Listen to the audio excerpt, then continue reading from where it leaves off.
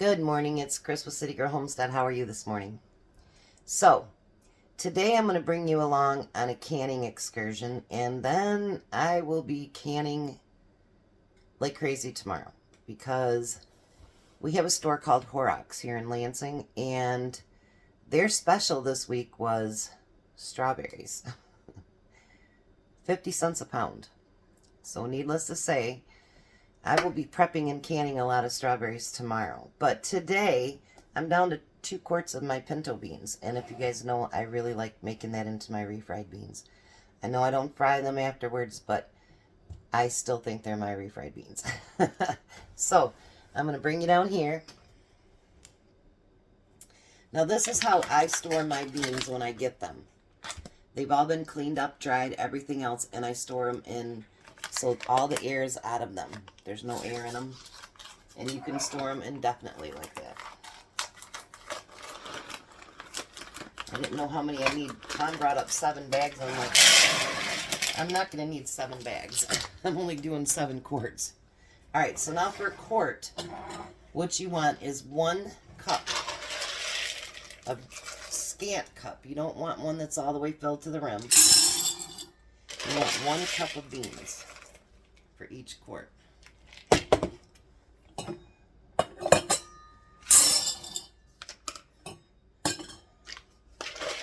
I'm using my new canning funnel too. You're not being able to see it very well, are you? There we go.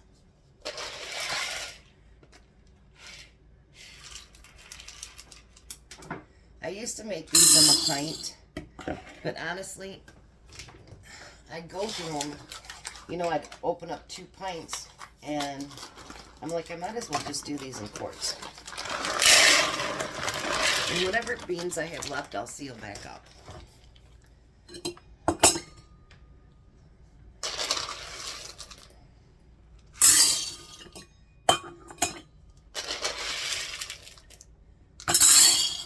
I never thought in my lifetime I'd ever go through this many beans that I go through now. Never.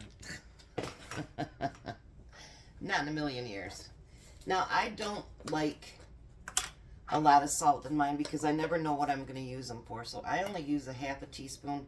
You don't have to use any if you don't want. But I use a 1/2 teaspoon of salt in mine.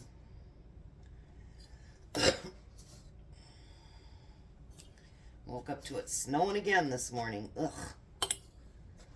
And then a friend of mine, well, Olivia, the one you seen me canning with, she sent me the flyer, and I'm like, oh my gosh. So then I got 40 pounds for my sister as well. So, and then Jack, I think, got 24 pounds. So there's going to be some strawberry business going on, I'm telling you. Now with this, what you want to do is, I have my pressure canner over here. It has water in it. I'm not heating it up because everything is cold. So I'm going to fill it up.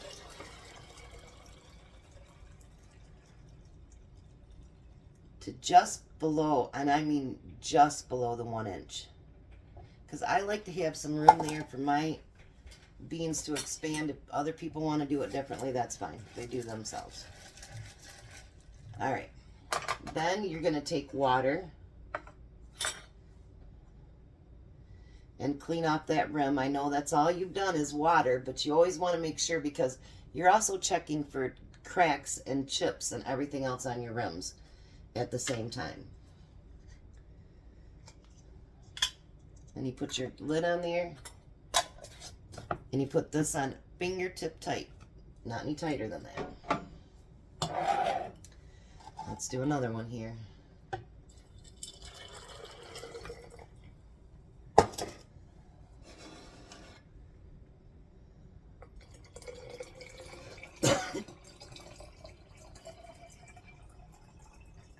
I'm going to get these cooking, and I'm going to get some breakfast. I haven't ate yet. It's 11 o'clock. But I didn't want to, you know, have them run out of strawberries. And actually, you guys, they had tons. And the guy actually brought us a great big cart to put them all in. So, oh, you know what I didn't do? Bad Chris. I didn't rinse off the top here. Now we can do it. If you catch yourself, just take yourself off and fix it right. All right, so I'm going to finish filling the rest of these 7, and then I'll be right back. All right, I forgot to mention something. Even though it's just water and beans, always debubble them too, because you want to make sure that each bean gets covered, and that, you know, bacteria can grow in between things. And you want, when you want it to be the safest it can be. So make sure that even if it's just beans and water, make sure you always, always, always debubble. Unless it's pure liquid, obviously, then you don't have to debubble. So I'm just topping all my beans off here. Make sure I got enough water in them, because you do want to stay within the guidelines. So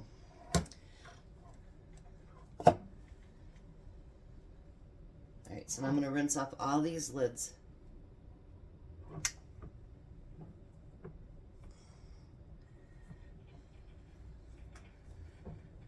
Alrighty. Then we're going to put the rings on all of them.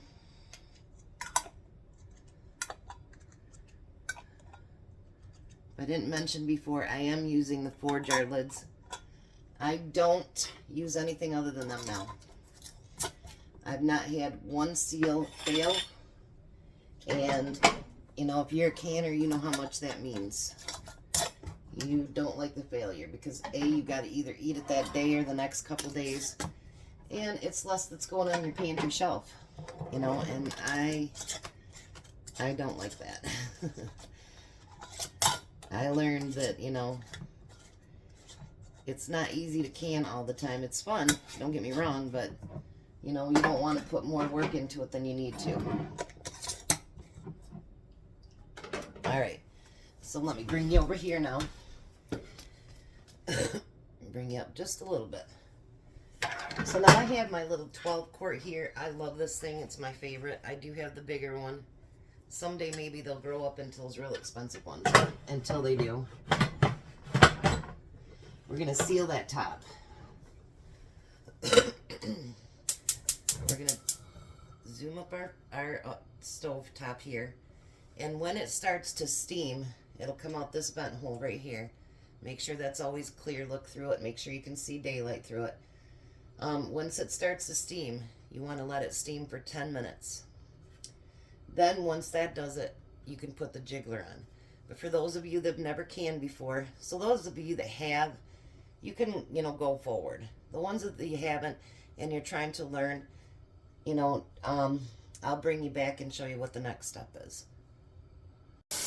Alright, so if you notice the constant steam, that's been going on for 10 minutes. Now, in my area, I need 10 pounds of pressure. So I'm going to put on my jiggler there. So I'm going to wait till it starts coming to pressure and it's going to jiggle. When it does that, I'll bring you right back. Alright, now you can hear it's come up to pressure. So now you can lower your temperature down.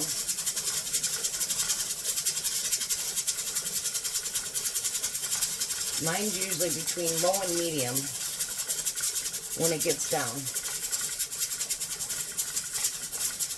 Because what you want it to do is you want it to, you know, jiggle and then stop. Jiggle and then stop. So I need to turn mine up just a little bit.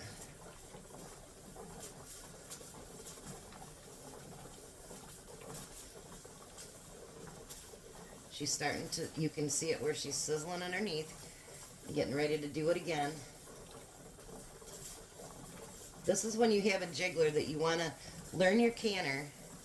It'll let you know when it's perfect temperature to do what you want it to do. Alrighty, come on, girl. She's spitting and ready. I think I canned beans not too long ago, so if you've already seen that video, you don't need to watch this one probably, unless you want to. She's proven me a liar today.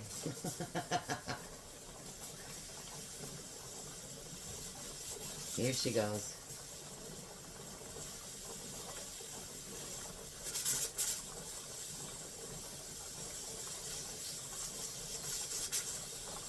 Here we go. Come on. There we go. And now she'll stop, and then she'll do it again. Now that it's come to temperature and it's come to pressure and it's jiggling, you want to time your beans for quarts, 90 minutes, 75 minutes for pints. So I am going to set my timer now for 90 minutes.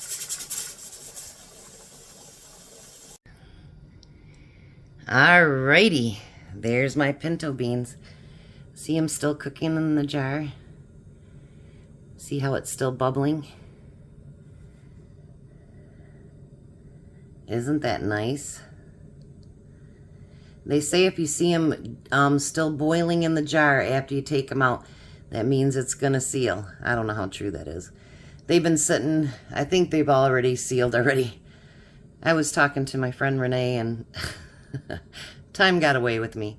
So there is the pinto beans. If I can do it, you guys, anybody can do it, I promise. By the way, this was, those are 4-jar lids. And if you look below, you will see where you'll get a discount if you use my, oh, I just had one pop. If you use my code, you'll get a discount off of them. And they are wonderful lids. I swear by them. You guys have a very blessed day. Be a blessing.